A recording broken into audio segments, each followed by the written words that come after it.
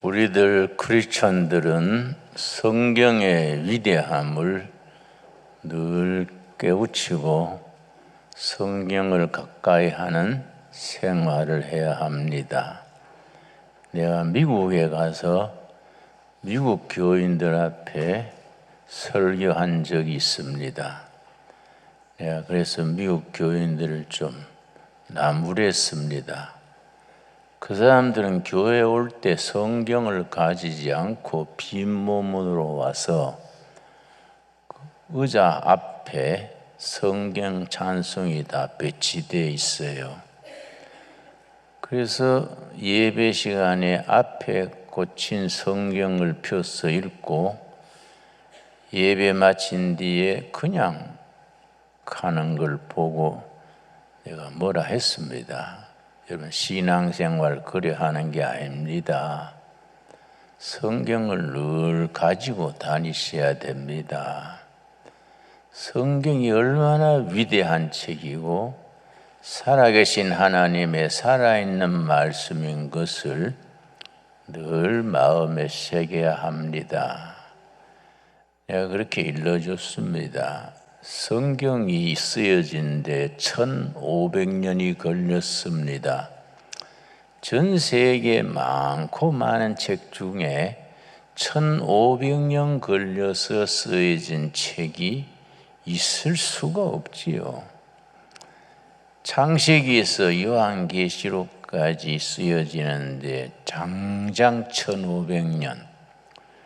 우리 역사로 비유해서 말하자면은 신라 1000년 중에 중간 500년, 후반부 500년, 고려시대 400년, 조선조 500년, 1400년이지요. 또 현대사 100년, 합쳐서 1500년입니다. 성경이 쓰여진 세월로 말하자면은 우리 역사에 비추면은 신라 중기 화랑도들이 활약하던 때로부터 현대에 이르기까지 장장 1500년의 긴 세월에 완성된 성경이기 때문에 성경에는 인간의 고뇌와 좌절과 한과 눈물, 감격과 감동, 거기서 오는 영감, 거기서 오는 창의력, 영적 비전 가득 차 있는 성책이기 때문에 성경의 위대한 것을 우리가 늘 인식을 해야 됩니다. 성경은 역사를 만드는 책이고 역사를 변화시키는 책입니다. 히스토리 메이킹 북, 히스토리 체인징 북 그렇게 말합니다. 인류 역사의 성경은 수차례 인류 역사를 변화시키고 인간의 영혼을 깨우치고 백성들이 미래를 향하여 전진할 수 있는 영적인 에너지를 성경이 공급했습니다. 창세기 41장 요셉의 얘기가 나옵니다. 창세기 41장 50절 말씀에 나는 이런 말씀 읽으면은 참 주먹에 힘이 오고 이런 위대한 성경이 우리 삶 속에서 우리 역사 속에서 한번 빛을 발하는 일에 쓰임 받아야지 그런 생각을 하곤 합니다. 창세기 41장 50절입니다. 흉년이 들기 전에 요셉에게 두 아들이 나되 곧 온 제사장 보디베라의 딸 아스낫이 그에게 낳은지라. 여러분, 요셉의 삶을 우리가 주목해야 됩니다. 요셉을 구약의 예수, 작은 예수 그렇게 말합니다. 요셉의 일생과 예수님의 일생은 아주 닮은 점이 많습니다. 그래서 구약의 예수 요셉, 작은 예수 요셉 그렇게 말합니다. 그런데 그 요셉이 정말 피눈물 나는 한많은 젊은 시대를 지나서 나이 30에 입신하게 되어서 당대의 제상의 자리에 올랐습니다. 그러고 아들을 둘 낳았는데 요셉의 두 아들 이름 그 자체가 요셉의 사상, 신앙, 비전이 들어 있습니다. 이런 부분을 그냥 슬쩍 읽고 지나치면 성경을 제대로 못 읽는 거지요. 요셉이 두 아들에게 이름 지은 그 내용 속에서 오늘 우리들의 신앙과 우리들의 비전과 꿈을 키울 수 있어야 합니다. 51절 말씀. 요셉이 그의 장남의 이름을 므낫세라 하였으니, 므낫세, 큰아들 놓고 이름을 므낫세라 하였는데 그 므낫세의 의미를 거기에 쓰고 있습니다. 하나님이 내게 모든 고난과 내 아버지의 온 지비를 잊어버리게 하셨다 하미요. 지난날에 형제들한테 팔려서 애굽의 종으로 팔려간 거, 아무 죄 없이 정치범 감옥에 갇혀서 죽음을 기다리게 된 거, 그거 참 한많은 청춘을 지냈습니다. 그 한과 아픔 상처를 하나님이 다 잊어버리게 하셨다. 자신으로서는 잊을 수 없는데 하나님이 잊게 해주셨다. 그 므낫세입니다. 그 다음 52절이 참 중요합니다. 차남의 이름을 에브라임이라 하였으니 하나님이 나를 내가 수고한 땅에서 번성하게 하셨다 함이었더라. 첫 아들은 므낫세, 지난날의 상처 부끄러운 거 다 치료해 주시고 청산케 해 주시고, 미래는 에브라임, 에브라임 이름은 미래는 뻗어나가게 하셨다. 미래에 번영합니다. 그래서 큰아들 므낫세는 과거 청산, 둘째 아들 에브라임은 미래 번영. 그런데 성경을 여러분 깊이 읽어야 되는 것이 므낫세가 과거 청산이고 에브라임이 미래 번영인데 성경 중간쯤 시편쯤 오면은 이름이 바뀌어서 나옵니다. 에브라임, 므낫세 순서가 바뀝니다. 거기에 성경적인 역사 인식, 역사관이 들어 있습니다. 그게 왜 중요하냐? 중요한 것은 과거 청산이 아니다. 미래의 번영이 중요하다.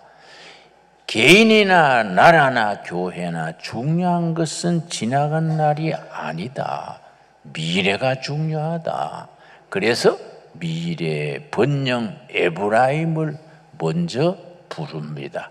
에브라임, 므낫세. 이러다가 저 예레미야서까지 와서 구약의 후반부에 오면은 아예 므낫세는 빠져버리고 에브라임만 나옵니다. 지금은 제4차 산업혁명 시대에 우리 한국이 완전히 일본을 앞서버렸습니다. 뭐 국제사회가 인정하는 거이죠. 뭐 반도체, 배터리, 자동차, 조선, 여러분 이런 게 완전히 우리가 일본보다 앞서버렸지요. 또 K 문화적으로나 기술이나 산업이나 그 일본 사람들이 코가 납작해진 거이지요. 그러니까 일본의 동경대학 교수를 내가 만났는데 그분 얘기는 그 크리스찬이에요.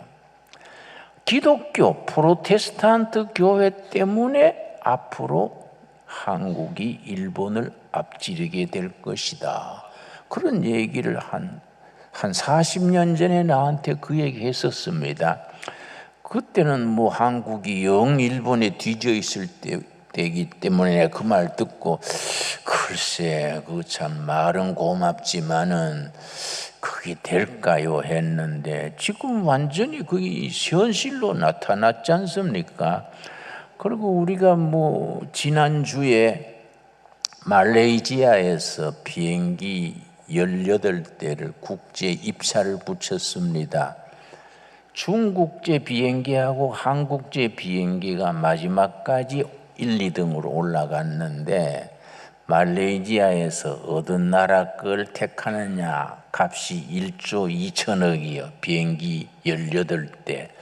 중국 사람들은 자신만만했지요. 감히 뭐 조그마한 나라 코리아가 얼음도 없다. 아주 기고만장했는데 며칠 전에 발표 난 데 보니까 메이드 인 코리아 한국제 F-50 비행기가 딱 뽑힌 거예요. 중국 사람들이 코가 납작해졌지요. 상당히 꼬시지 않습니까? 안 그래요? 그런데 이번에 이제 헝가리에서 비행기를 100대를 선정하는데 거기 또 중국하고 한국하고 맞붙었습니다. 난 한국이 거기에서도 뽑힐 줄로 믿습니다. 여러분, 우리가 참 아시아에서 예수 잘 믿어서 성공한 나라가 돼야 되지 않겠습니까? 옛날 과거 에브라임은 하나님, 므낫세는 하나님께서 다 지난날은 십자가 밑에 묻게 하시고 지금 다가오는 미래 21세기는 에브라임으로 뻗어나가지요. 번영하는 한국으로 세계에 깃발 올리는 태극기와 십자가 깃발을 들고 나가야 안 되겠습니까? 그러니까 한국의 프로테스탄트 교회 교인들은, 개신교 교인들은 가슴을 펴고 긍지를 가져야 돼요. 우리가 성경의 진리로 과거에 매이지 말고 21세기 다가오는 시대에 우리가 신앙으로 우리가 전진하는 신앙, 앞서가는 신앙, 이제 통일 한국이 곧 이루어질 겁니다. 나는 2030년 어간에 통일이 될 것이다. 난 그렇게 생각하는데 통일이 되면은 북한에서 우리가 평양 가서 두레교회도 세우고 백두산에 가서 기념 예배도 드리고 금강산에 가서 하기 수양회도 하고 합시다, 여러분. 다 그때 같이 가실 거지요? 예, 그래가 우리가 뭐 토요일날 버스 대절해가지고 평양 가가지고 예배 드리고 얼마나 멋있습니까? 그런 나라가 세계로 우리가 정말로 성경적인 신앙을 가지고 세계로 뻗어가는 걸 성서한국. 그래서 믿음의 확신을 가지고 통일을 이루어 나가는 것을 통일한국이라 그러고, 통일한국이 성경의 진리 위에서 선진한국을 이루어서 우리의 신앙, 우리의 정신, 우리의 기술, 과학으로 세계로 뻗어가며 전도하는 걸 선교한국이라 그러지요. 그래, 한국 교인들은 그 세 가지를 기도 제목으로 분명히 가지고 예배 때마다, 새벽 기도 때마다 그걸 기도해야 됩니다.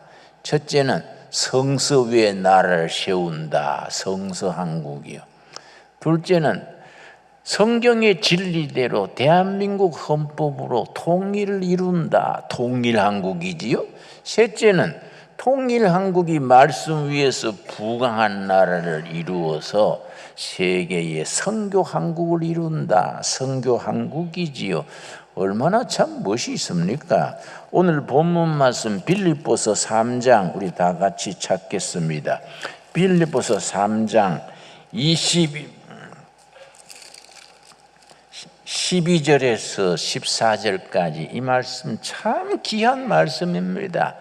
이런 말씀 읽으면요, 우리가 주먹에 힘이 오고 가슴이 뿌듯해지고 아주 가슴이 뜨거워져야 됩니다. 그렇게 감동과 생생한 감격이 있는 신앙생활을 해야 예수 믿는 게 무엇이 있는 거 아니겠습니까? 자, 빌립보 3장 12절 찾았습니까? 내가 이미 얻었다 함도 아니요 온전히 이루었다 함도 아니라 오직 내가 그리스도 예수께 잡힌 바 된 그것을 잡으려고 달려가노라. 미래를 향해서 달려가는 신앙, 전진하는 신앙, 앞을 바라보고 나아가는 신앙입니다. 13절 형제들아, 믿음의 동지들아, 그 뜻이지요. 나는 아직 내가 잡은 줄로 여기지 아니하고 오직 한 일, 즉 뒤에 있는 것은 잊어버리고. 여러분, 지난날에 못났던 거, 실수했던 거, 부끄러웠던 거 잊어버립시다. 하나님께서 다 문화세로 다 덮어주신 줄로 믿습니다. 지난날은 잊어버리고 앞에 있는 것을 잡으려고, 지난 과거는 십자가 밑에 내려놓고 미래를 향해서 전진한다는 거지요. 나는 30살에 목회를 시작했는데 혼자서 뭐 당회장도 안 계시고 장로님들도 없고 빈민촌에 혼자서 뭐 넉마주의, 껌파리, 뭐 닭광장사 이런 사람들 데리고 목회하느라고 뭐 엉망했죠. 엎치락 뒤치락 제대로 못했지요. 한 분은 성찬 예식을 하는데 참 엉터리인 것이, 야, 이거 포도주를 먼저 돌리나 떡을 먼저 돌리나 잊어버렸어요. 이럴 때는 상식적으로 해야 된다. 떡 먹기 전에 먼저 맞서야 안 취할 거 아니냐. 그래서 이제 내가, 예수님도 상식을 존중하셨으니까 포도주를 먼저 돌려서 목을 축이고 떡을 돌려야겠지. 그리고 이제 포도주를 먼저 돌리고 떡을 돌렸는데 예배 마친 뒤에 보니까 거꾸로 했어요. 그래서 내가 아이고 참 엉터리다. 그리고 같이 잔을 돌린 우리 장로님들한테 그랬어요. 내가 깜빡해서 거꾸로 했는데 장로님들은 왜 가만히 있었어요? 그러니까 우리는 또 뭐 새로 나온 법인 줄 알았지요. 그래서 내가 아이고 참 한심하다. 그렇게 했어. 그게 자동차 헛바퀴 돌리듯이 그런 엉뚱한 것만 했지요. 그런데 철이 들고 보니까 80이네. 이야, 이거 일 곤란하다. 이거 연습하다가 끝나면 되겠습니까? 내 인생도 중요한데 어떻게 연습하다가 끝냅니까? 그래서 내가 기도하는 중에 좋은 생각을 했습니다. 무슨 생각이냐? 젊을 때 시원찮이 했으니까 방법은 한 가지다. 뒤로 느리자, 뒤로. 90 넘어 살면서 나머지 일 잘하자. 좋은 생각 아닙니까? 반대 없지요? 반대 없지요? 예?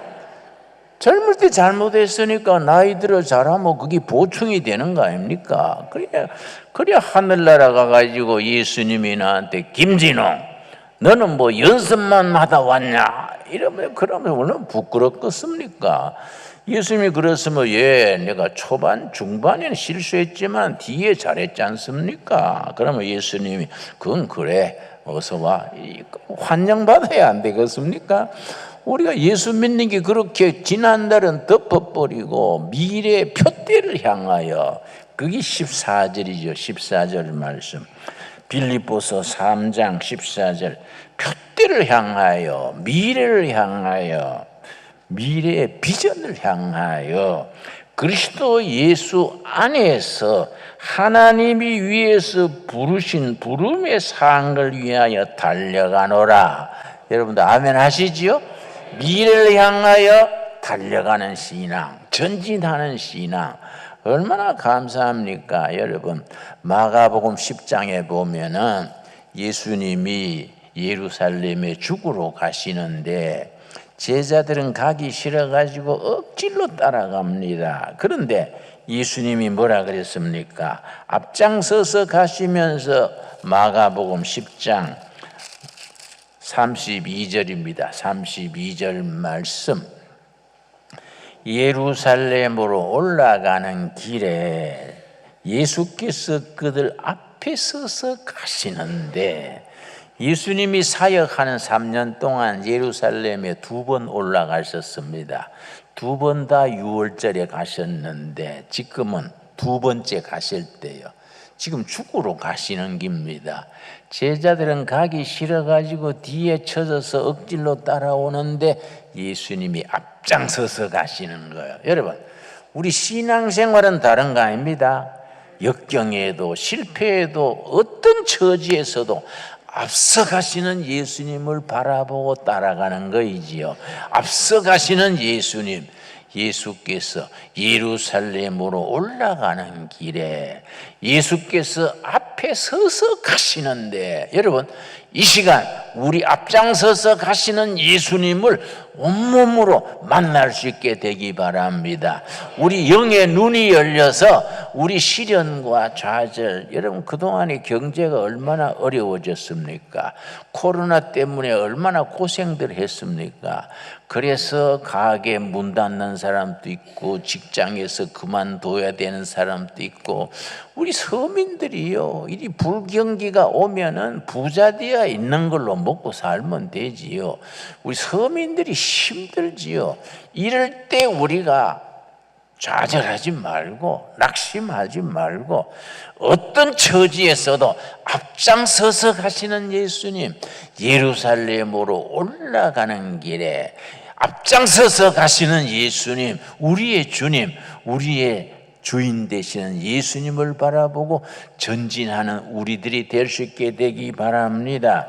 그런데 앞장서서 가시는데 제자들이 가기 싫어가지고 막 뒤에 자꾸 처지니까 예수님이 뭐라고 하셨습니까? 마가복음 10장 33절입니다. 33절 말씀. 보라, 우리가 예루살렘에 올라가노니 인자가 대제사장들과 서기관들에게 넘겨짐에 그들이 죽이기로 결의하고 이방인들에게 넘겨주겠고, 예루살렘 가셔서 고난당하실 것을 환히 보시는 겁니다. 다 보시면서 앞장서서 가시는 거이지요. 34절이 핵심이죠. 34절이 있기 때문에 위대한 복음이지요. 그 34절이 있기 때문에 우리는 희망을 품고 표대를 향하여 전진하는 겁니다. 그들은 능욕하며 침뱉으며 채찍질하고 죽일 것이나, 그러니까 예루살렘 가서 능욕당하고 침뱉음당하고 채찍질당하고 죽임당할 것을 보시면서 죽일 것이나, 그 다음 뭐라 그랬습니까? 그 다음이 중요한 거지요.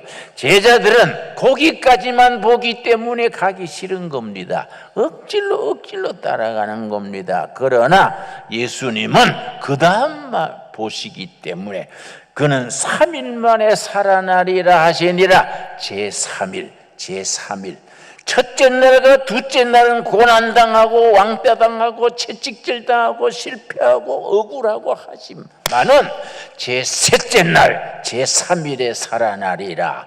부활의 신앙 아닙니까? 부활의 신앙. 그래서 기독교는 제3일의 신앙, 다른 어떤 종교에서도 없는 제3일의 신앙, 부활 신앙입니다.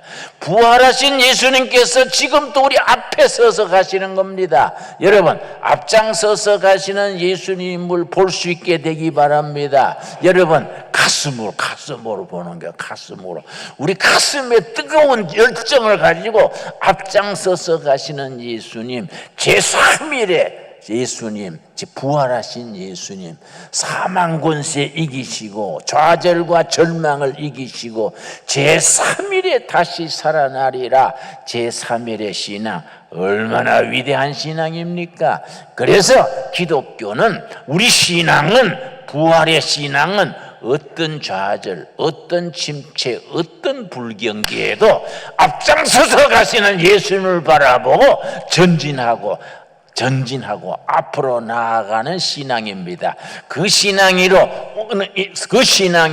제3일의 신앙으로, 부활의 신앙으로 오늘도 내일도 힘껏 전진하는 우리들의 신앙이 되어질 수 있게 되기 바랍니다.